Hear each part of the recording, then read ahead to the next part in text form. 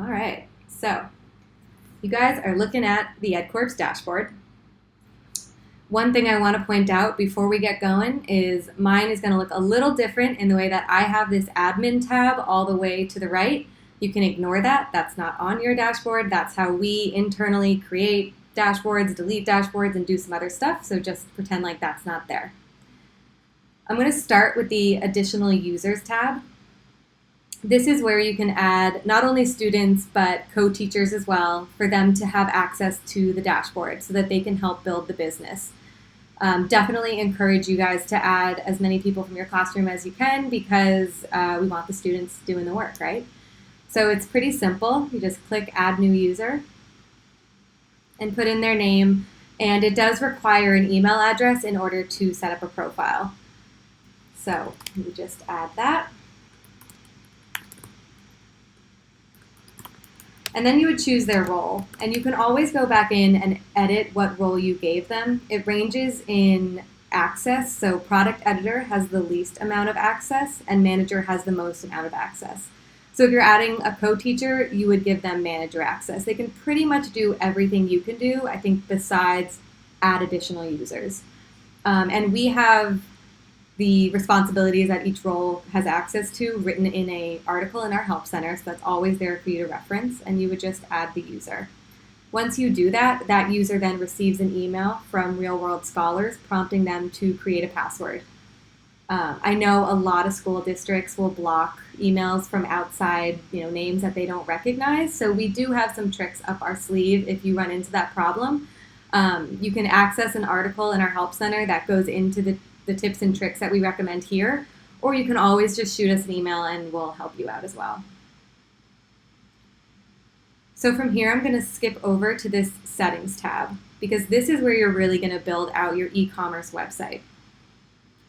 When you all created your account, you made a store name, and that's what goes here. And you can always go back and edit this once you have a business name.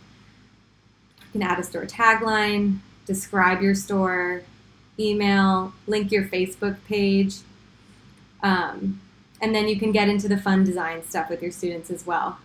Choosing fun fonts.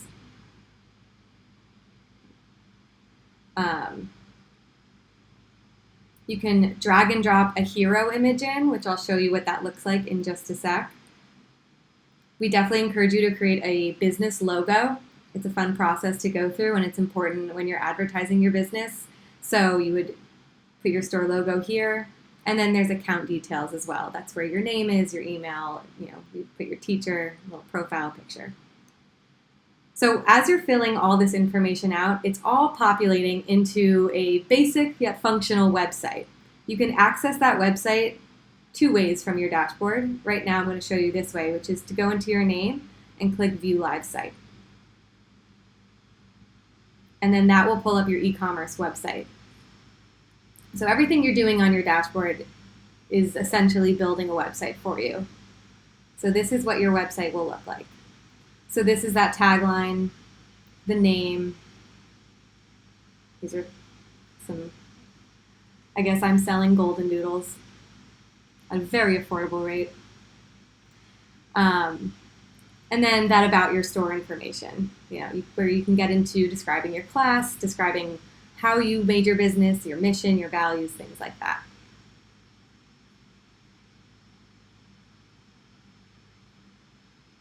So since you guys saw those products, I'm going to go to that tab next. And that's right here.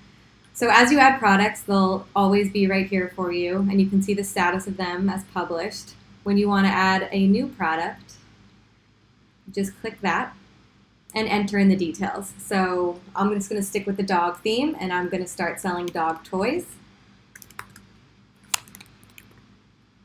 And I'll set my price.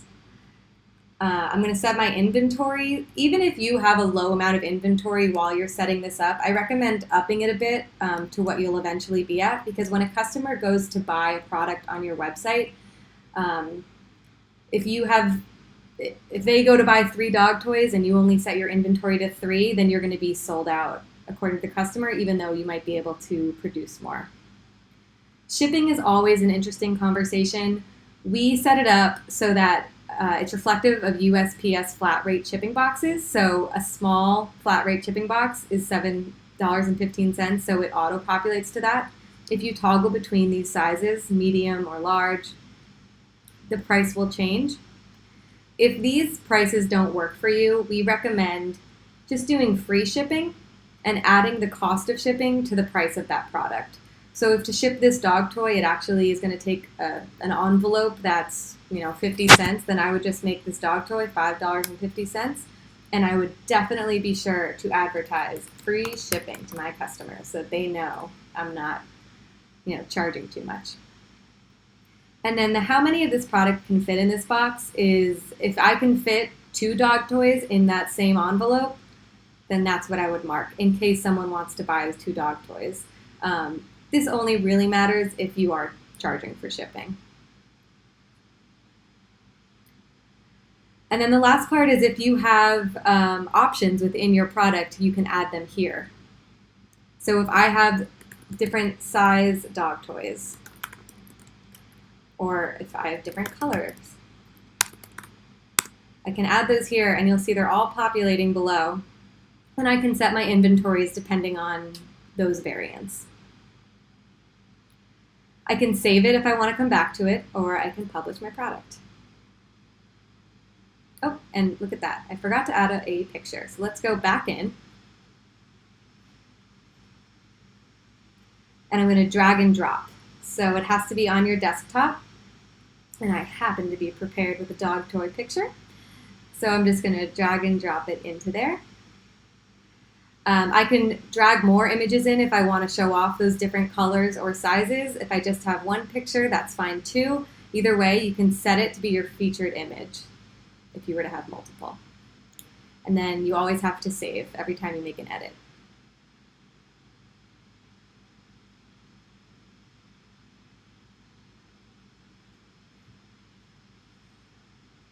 So now that's listed there, and then you can also see that when you go back to your live site after adding a product, it will show up. There it is.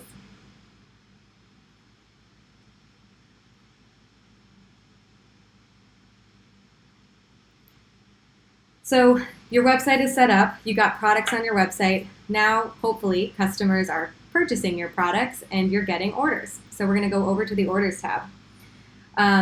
When someone places an order, it'll show up as pending because you have not shipped it necessarily. Once you're ready to ship it, you'll fulfill it.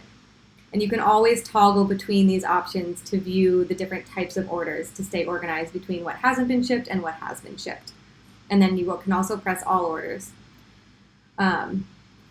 Sometimes this orders number takes a few seconds to load, so have patience with the Orders tab. It can take about 15 to 20 seconds, so be sure to give that time. I placed a little 50-cent order a while ago, so this you can see what this looks like, and you can click View Order for more details as well.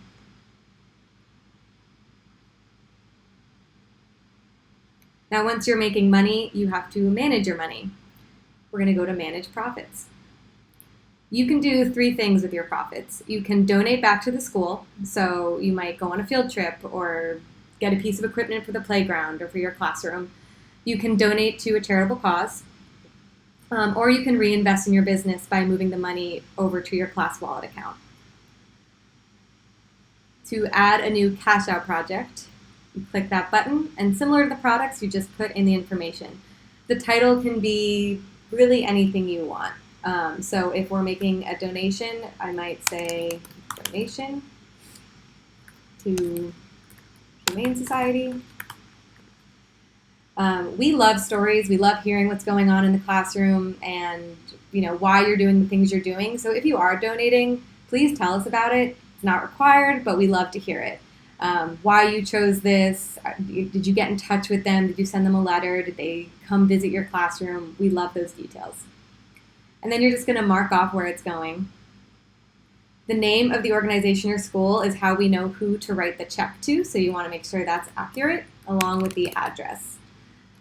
A little asterisk for the address is that we can definitely send it directly to whatever charitable cause you might be donating to, but we always suggest sending the check first to yourself at the school so that the students can include a personal touch, like a note as to why they chose this cause, or a picture of them, or maybe a sample of their product, whatever it might be.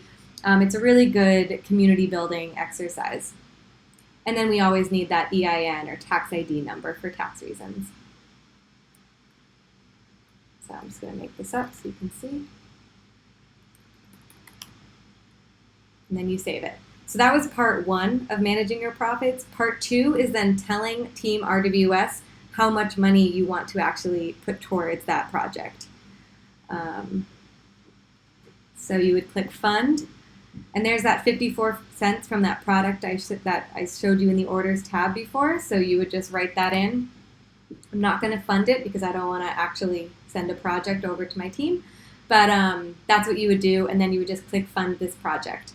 After you do that, we get notified and we issue checks and or move money over to your class wallet twice a month. We have days that we call cash out days, which is when we act on moving any of that money around. And that's your managed profits. There's this article linked here that you can always access as well in our Help Center, which I'm going to mention right now. There's this Help Center button right here on your dashboard. If you click this, it'll link out to our Help Center. We have lots of articles listed in here, and we're constantly updating and adding to them depending on what types of questions we're getting from the EdCorp community. So you can come in here and just kind of read through them, or you can always search for a keyword and it'll bring up any article that mentions what you're wondering about. This is a really great resource, so I encourage you guys to take advantage of all the articles on here. There's lots of guides and step-by-steps. So lastly, we're going to go back to the home page where we started. We have these 6 tiles here to link out to things that you will probably need to access. Number 1 is toolkits. This year we have our toolkits on a separate site from our dashboard, which is different from last year. Actually, I'm not going to show you guys that one. I'm going to show you this one. So this is what it'll link out to. If you haven't already, the Getting Started toolkit is mandatory in order to unlock the other toolkits that we have. These are business building activities for you and your class to go through, and they're optional, they're not required, but if you do complete them, you can earn bonus funding, which can be really helpful.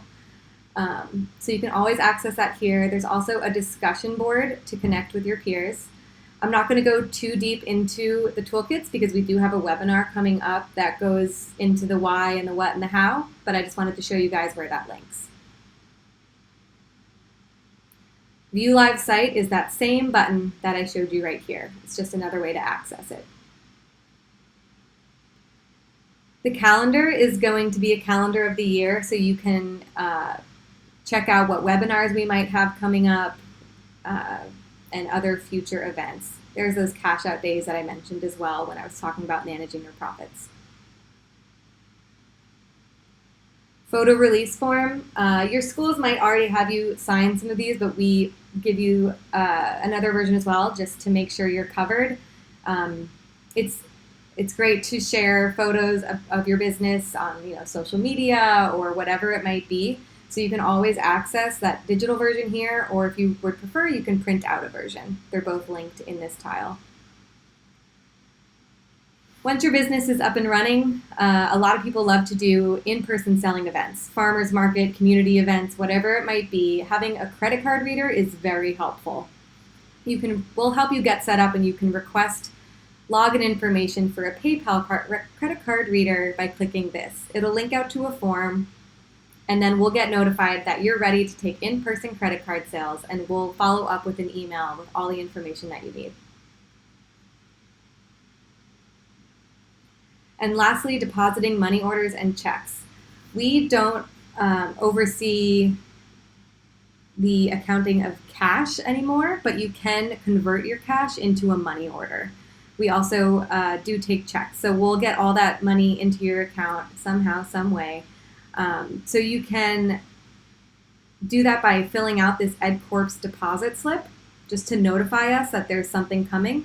And then you would send your money order or check in the mail to us at our office here in San Diego. And all those details are in this article that's linked that says making deposits into your account. So those tiles are always there for you to access. And then if you scroll down, it just says need more support. These are the 3 ways to get more support. The Help Center, which I already showed you guys, that discussion board in the toolkits is going to be great. There's already lots of discussions happening between teachers there. And then you can always email us at support@realworldscholars.org. And as you make money and sell products, all of that information will populate right here as well. So that's the dashboard. I'm going to stop my recording.